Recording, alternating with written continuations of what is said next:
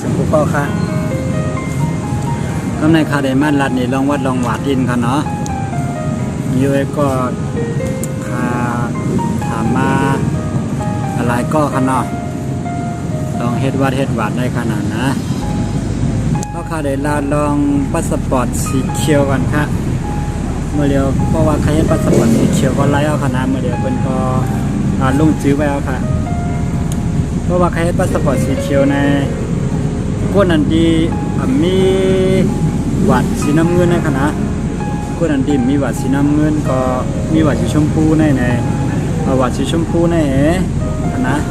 วัดสีชมพูในยาก็ลูกนั้นอยู่ค่ะลูกนั้นอยู่1 อันวัดสีชมพูยาก็เงินมัดจำเขาเนาะเงินมัดจำ 2,300 ค่ะแล้วก็ตั้งหมดดังเสียงคณะตั้งหมดดังเสียงในหันดอกถึงมันก็เย่าลมวีซ่าค่ะลมวีซ่าก็ 7,300 ค่ะนะอันในค่ากะฮับกะส่งค่ะเนาะอันนี้กะฮับกะส่งเพราะว่านั่นที่ก็พี่น้องเขาดีเลยมาปีล่าเนี่ยก็เป็นวันอันที่เพราะว่าคิวมันไหลขนาดนะมันเจ๋งว่าเขาคาดีเลยกะเฮ็ดเอามันเจ๋งว่าชุดจัดดีเลยกะเฮ็ดเอาเนี่ยก็มันเจ๋งว่าเขาคากะเอาคิวไว้มันจะหนักเอาคิวไว้ทำไว้เนี่ยเขาได้รัดมากขนาดเนาะวันละเดือนกะเฮ็ดวันนั้นก่อนค่ะจังเฮ็ดอะไรให้พี่น้องเขามาขนาดมาดินล่าเนี่ยก็จังได้ออนกะเฮ็ดเพราะว่าเที่ยงอะไรดูพี่น้องเขาทำรายการล่ะเนี่ยมันเหมือนจะหนักว่าวันนั้นมันเดี๋ยวอะไรกันเน็กสแกนนิ้วมันเดี๋ยวอะไรเอานิ้วมือเขากันนะ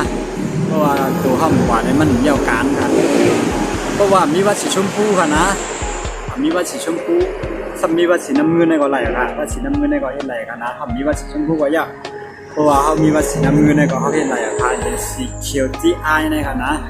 วัดสีน้ำเงินในยาวก็พวกนั้นอยู่1 อันเนี่ยยาวก็เงินมัดจำ2,300 บาทค่ะเนาะเอาค่ะเพราะว่าเขาขายเฮ็ดมาเนี่ยอายุถ้ามันเขาคันลัดถึงเนาะอายุ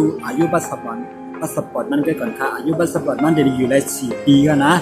4 ปีในเขาขายเฮ็ดมาเนี่ยเขาเด็ดไปปันวีซ่าค่ะเขาเด็ดปันมาประมาณ3 เดือนถึง2 เดือน3 เดือนนั่นก็คันเนี่ยมันจะหนาว่าอันนี้ได้ค่าเด็ดดัดดมกันลองต่อวีซ่าค่ะเนาะอันเมื่อกี้นั่นลองวัดสีเขียวที่ไอที่เขาเฮ็ดมาให้แล้วมีวีซ่านั่นค่ะนะเพราะว่าเขาคัดต่อวีซ่า1 ปอกในเพราะว่าเขาคัดมีเจ้านายเนี่ยหมด 3,200 ค่ะวีซ่า2 ปีค่ะนะสีเขียวแล้วก็เพราะว่าเขาคัดมีเจ้านายซ้ำ 3,400 ค่ะอันนี้ก็รวมวีซ่า2 ปีค่ะนะผมว่าคนอันที่เฮ็ดมาปีกายปีอ่อนพวกมากกับอันที่พาสปอร์ตสีเขียวก็ลีสีเหลืองก็ลีอันอายุวีซ่ามันเด่นบนในคณะสังวาใครต่อเนี่ยก็เพราะว่าต่อวีซ่าได้ตัวก็พี่น้องห้ำไรสุดสักหังกาเพราะว่าใครมาต่อที่ร้านก็ให้ค่ากะฮับกะส่งถึงตีกันเนาะมันเป็นว่ากะฮับตีพี่น้องเขาก็อยู่แล้วก็ต่อวีซ่าเยอะเรียบร้อยแคมแล้วก็ขึ้นก็ส่งปันนาเพื่อนพี่น้องเขาพี่น้องเขาดึงไรสุดสักยึดคณะอันในเพราะว่าเขาขามีเจ้านายเป็นสีเขียวสีเหลืองค่ะนะ 3,200 ค่ะเพราะว่าเขาขามมีเจ้านายมี 3,400 ค่ะนะอันนี้ครับส่งถึงเตี้ยวค่ะพี่น้องเขาติ้นได้มาเจอเยอะแล้วค่ะนะทำไมซ้ำเหมือนจะหนองว่ายายนายจางในขนาดยายนายจางในเพราะว่าเขาขาขยายนายจางเพราะว่าเขาขาขยายนายจางเลยมีเจ้านายอันเจ้านายเก่าเขานั้นมันหมดกะเขาแปลได้เขาเป็นกลายเป็นคนมีเจ้านายเขาใครมีเจ้านายจะหนังขนาดนะอันนี้สำหรับอันคนที่มีเจ้านายเขาเนาะอันนี้เป็น 4,200 ค่ะอันนี้นะเพราะว่าขยายกันนะขยายนายจางขยายเจ้านายมันเจ๋งว่าเขาค้ามีเจ้านายอยู่ทำขยายมามันเจ๋งเจ้านายอยู่เชียงใหม่ซึ่งขยายเขามาอยู่กรุงเทพขยายนายจางมาอยู่กรุงเทพเจ้านายขนาดก็ให้เจ้านายเอาแจ้งออกปันเน่แล้วก็ให้เขาเติมเอกสารปันเน่อันนั้นมันหนังเขามีเจ้านายขนาดไหนอันนั้นทำ3,200 ค่ะนะสำหรับคนเตียนมีเจ้านายอะไรขยายนายจางขนาดก็ในเหมือนเจ้าหนังว่าก้นอันที่มีพาสปอร์ต อันเก่าย่อก็ขยายวีซ่ามันเขาดินเนอร์เรียมันเหม่อจังได๋คะนะมันจะมาเฮาก็มีใบเรียมเก่าแล้วก็ซึ่งก็เฮ็ดมาเรียมใหม่ก็ขยายวีซ่ามันเขาในเรียมใหม่จังนั้นค่ะเนาะอันนั้นก็ 1,100 ค่ะอันนี้ก็เอาส่งถึงปีเหมือนกันนะอ๋อค่ะกำไรทำทาง MOU ในแต่มันเด็กกายยันกันนะใน MOU ใน3,500 ค่ะอันนี้เพราะว่าใครต่อวีซ่ากันนะ3,500กำไรซ้ำตัววอเหตุการณ์ค่ะต่ออายุวอเหตุการณ์ค่ะนะต่ออายุวัดชีชมพูกันเนาะวัดชีชมพูอันนั้นก็สีน้ำเงินนะอันเดมดเดือนกุมภาพันธ์ปี2023ปีหน้าเนี่ยกันเนาะเดือนกุมภาพันธ์เดือน2กันเนาะเดือน2วันที่13เดือน2ปี2023เนี่ยกันนะพวกนั้นเดมดที่นั่นเพราะว่าใ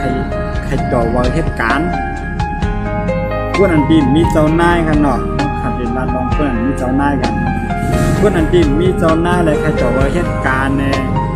6,400 ค่ะอันนี้ครับส่งถึงปีค่ะนะครับส่งถึงปีพี่น้องก็อยู่ปีเดียวก็สั่งมาว่า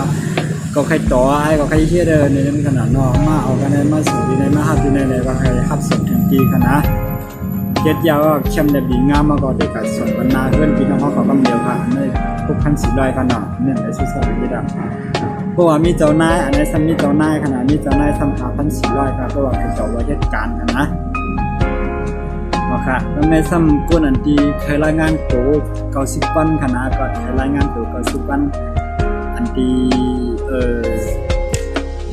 ตั้งออกขึ้นมามันก็ข้านออกขึ้นมันก็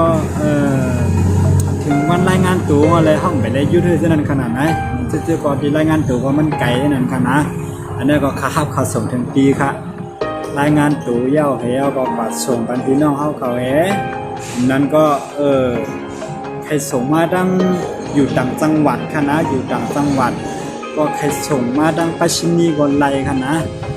อยู่ต่างจังหวัดใครส่งมาดังปัชนีกอนไลอันนั้นมันคือหมายความรายงานตัววันยาวคดีย้อนที่อยู่พี่น้องเขาส่งว่าบันขึ้นอันนั้นซัพพอร์ตเพื่อนที่อยู่ต่างจังหวัดค่ะนะมันคือหมายว่าคนอยู่ในกรุงเทพไม่ได้อยู่แถวแล้วอยู่จักรเลยเจ๋งแล้วก็ข่าวอะไรหมดค่ะมันจะหนังว่าพวกนั้นได้อยู่ต่างจังหวัดก็มันไกลนะพลังจะหนังว่านนทบุรีมันจะหนังว่าจังหวัดสมุทรสาครเหมือนนนทบุรีแบบต้องแค่อันนี้ที่ไม่ได้เนาะเขาตั้งกลางก็มองจูมอง2 ชั่วโมงมันก็40 นาทีจะได้กระหับกับส่งทันทีแล้วไม่ได้ก็คันกระหับกับส่งทันทีแล้วกันนะซ้ำแทงลองหนึ่งมันจะหนังว่าพวกนั้นไปเคยกินของกินไต้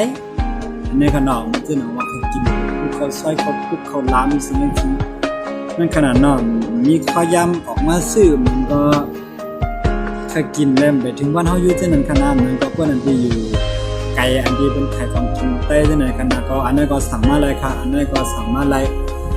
ก็กัดส่งถึงตีค่ะเนาะอันนี้ก็นำเก๋ๆได้บ้าค่ะอันนี้ได้กัดส่งคอ100ค่ะนะอันนี้ได้ตั้งนำตั้งเก๋แค่เอาไปอะไรกันเนาะ100เลยค่ะเพราะว่าใครส่งของกินใต้มาใครสั่งของกินใต้มาใครเฮ็ดวัดว่าเขาต่อวัดเหตุการณ์ว่าเขารายงานตัวว่าใครเฮ็ดพาสปอร์ตสีเขียวก็ว่าที่นั่นกูจะกูนึกจบกับดึงวัดนี่ค่ะนะก่อนจะว่าโทรมาถามอะไรกันเนาะกงค่าก็063 521 ก็517ค่ะนะเพราะว่าเป็นเฟซก็ไกลแค่ไหนคือใกล้นะครับเพราะว่าเป็นไลน์ก็เป็นจอมๆในกันนะเขียนเขาเอาชื่อเฟซเขียนเขาก็แล้วค่ะชื่อเฟซก็เอาชื่อเฟซจะเอาชื่อเอาเวอร์โทร063 521 ก็517นะมันจะว่าใครถามมาที่นั่นอยู่ที่นั่นTikTokอะไรขนาดที่นั่นTikTokก็เป็นจอมในเป็นภาษาอังกฤษค่ะแล้วก็ใน TikTok ก็ค่าเดียวลิงก์ YouTube ค่าไว้บันค่ะนะค่าเดียวลิงก์ YouTube ค่าไว้บันก็เขากดติดตามบันพองกันเนาะเขากดติดตามบันพองตัว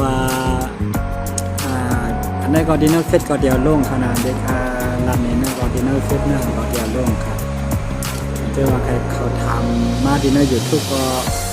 ไม่ติ้งต่อก็เด็ดต่อกันค่ะนะราคาไม่เกินหนึ่งไหนเลยค่ะ